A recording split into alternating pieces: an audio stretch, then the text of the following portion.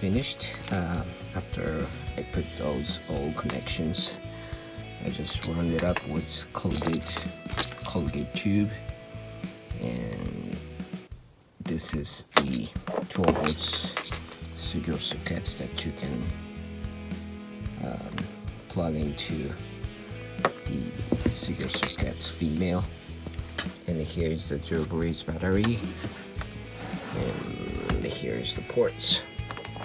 Let's check it out.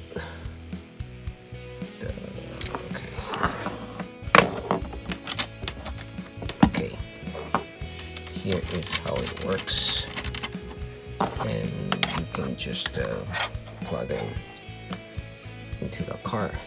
Let's try it.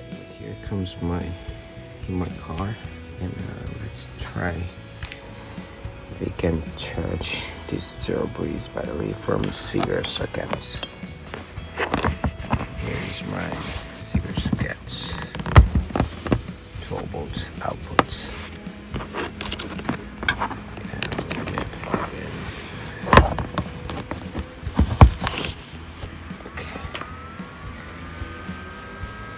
Okay, seems it's working fine, and now it was successful to add new ZeroBreeze battery charger.